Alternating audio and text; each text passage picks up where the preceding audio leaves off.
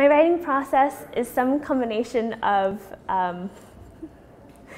brainstorming ideas and like things that I'm inspired by or obsessed with, or things that I find problems with, and that somehow fuels into a character most of the time for me, and how that character would attack that problem or issue, and then that initial obsession probably is followed by some kind of fear of just like whatever's on the page being so horrible. And so then I usually don't look at it for a while, and I get like really frustrated, and I'm like, oh, what am I doing? Am I a writer? Who knows? And then, I think that's where the writing classroom comes in, because it forces you to look at that page again and see what is going on there. What exactly is your character trying to tell you? Is this working? Are there plot holes? So, I think CalArts has really helped me get over that fear of readdressing the page and being able to sit down with my work and say, all right, what's going on here? And how can I best express what's going on? And then also, CalArts has really helped me figure out kind of when to back off and let my characters tell me exactly where my story is going. 'Cause I have a tendency to kind of like push the throttle a little too hard and be like, they're gonna do this. Like, that makes no sense.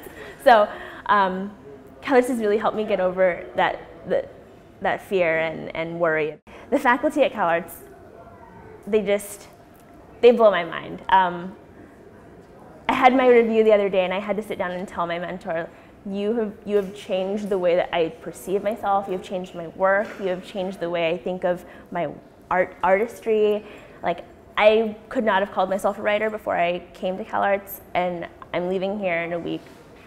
Wholeheartedly, I'm a writer. How to support myself as a writer. But I think, I took a couple of classes this past year that were really focused on like professional development, popular criticism, and focusing on like freelance work and things like that. And so I think at CalArts, the balance between theory and actively pursuing the creativeness of your craft, and actually being able to make a living so that you can continue to pursue doing those things, that balance is really strong here, and they really work hard to give all of their students the best of both worlds. So I had a professional development class where we, different writers, editors, agents, they came and spoke to us about what it takes to get your work out in the world, and what their experiences have been like, and that was really beneficial. Teaching is definitely an option that's open to someone who has an MFA in creative writing.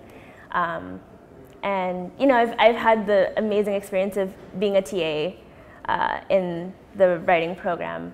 So I work with critical studies faculty who are doing the freshman required courses, which was amazing. So we do come out with that teaching experience that can then transfer into having experience for a job. I think that the essence of the workshop kind of carries on into how we develop our friendships here, and so a lot of times it's like, hey, will you keep reading my work, and then it just blossoms into something completely just filled with depth and appreciation. That I don't think you find with other friends who don't have that same understanding of the kind of work that you're involved in. So I think that's something that's been really unique about finding friendships here.